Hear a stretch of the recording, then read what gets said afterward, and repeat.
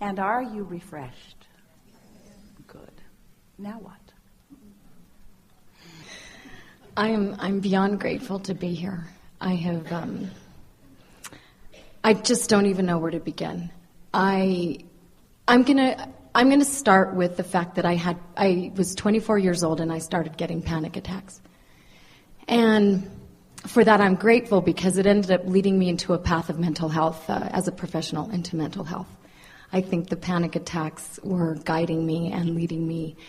And there's nothing like being out of vibrational alignment to cause you to want more to be in vibrational alignment. Yeah. Contrast serves you in that way. One of the predominant pieces of our message that we are wanting to impart to you in a way that you will receive it fully and always remember it is that the contrast that you think you don't want is always helpful to your experience. And it ended up becoming a blessing. That's what we just said. But I have it's always helpful to your experience but here's the reason that we're emphasizing this even before you get started here is because if at the beginning of your creating of your vibrational climate you could accept the value and benefit of variety and contrast, then the momentum would not have to become so great in order to give you the value. So with that said, I see so many people, myself included, at times, still suffering so much from mental health issues, from physical issues. Primarily the mental health issues I'm concerned about because it seems to just be getting worse and worse with depression, bipolar, schizophrenia, paranoid schizophrenia. Well, what's happening, and people in places of influence often don't want to hear this from us or accept it, but law of attraction is like a magnifying glass that magnifies whatever is. And the momentum of law of attraction is increasing also. So the crevasse between those who have and those who have not, and those who are well and those who are not, and those who are happy and those who are not, is becoming more and more defined because law of attraction is causing everything to be more.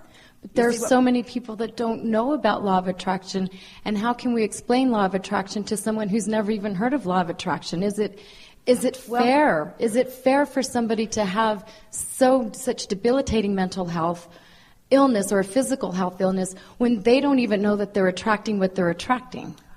Well, is it fair that when you bump the car at the top of the hill and it goes down, is gravity fair? And we say yes because it's consistent. So if you're talking about law of attraction's fairness, we say it's always fair and it's always accurate. But we agree with you that it's helpful if someone understands what their guidance system is telling them about it. And that's where you come in. That's where we come in. In other words, words don't teach. Strange that we offer so many. But life experience teaches. And so who do you know that is asking in a stronger way than someone who is really living something that they are not wanting to live? In other words, when you're really living something that you don't want to live, you're asking in a stronger way. And Source is answering in a stronger way. So then a little bit of help along the way goes a long way. So if somebody's ready to release an illness, whether it's mental or physical, and it just won't go away. You see, the first thing that you have to do if you want to be of any help to anyone, you have to stop arguing against law of attraction. And you have to stop arguing against where anyone stands. You have to stop arguing against where they are. And if we could say something really bold and blunt and helpful to you, it would be that that's what holds people right where they are. They keep arguing about where they are, which keeps holding them right where they are. In other words, you take someone who has also And here's another really big piece of it, and certainly you will understand this because you are a part of this. It's exactly as if people have one foot in the world of reality and another foot, those like all of you, in the world of vibration. But when you've got one foot or both feet in the world of reality, and you don't know why whatever's happening to you is happening to you, so you are wanting to blame and you're wanting someone to fix. So there is this strong petitioning that of almost entitlement that says somebody needs to come and help me. And in order to get them to help me, I have to really lay out in detail my problems. And the systems want them documented. In other words, you have to document with great detail what's wrong with someone. So you get someone in front of you and you say, okay, we're going to get the system to work for you. In order for the social services and the social system to work for you, we've got to identify what's wrong with you. And right off the bat, I see these 30 or 40 things.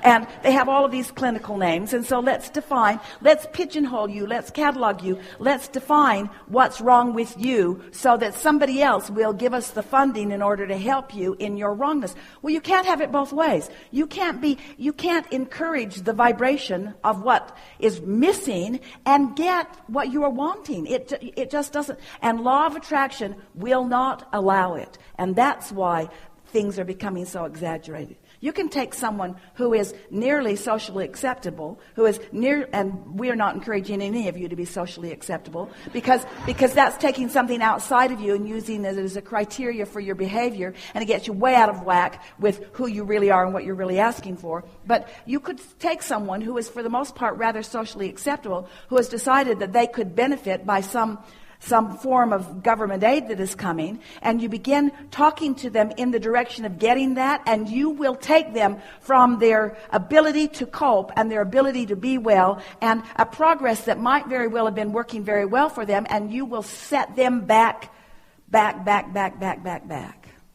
It's just the way that it is. You cannot argue for limitations. And so think about what you're talking about. So isn't that what's happening? So many limitations must be documented and argued for in order to produce some paltry assistance that would help. And in the meantime, you're giving up your connection to Source, which is what everything that you want is about. It's trying to find a balance. I'm trying to find a balance between both of those.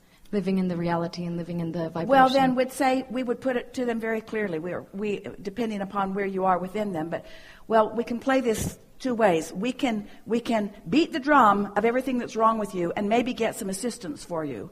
But what's wrong with you will get wronger. You'll get more out of whack if we do it that way. Or we can decide that we're not asking anybody for anything, so we don't have to plot some course of why they need to help you in that way, and we can go quickly and speedily toward your self-sufficiency and your autonomy, your choice. I can play it either way.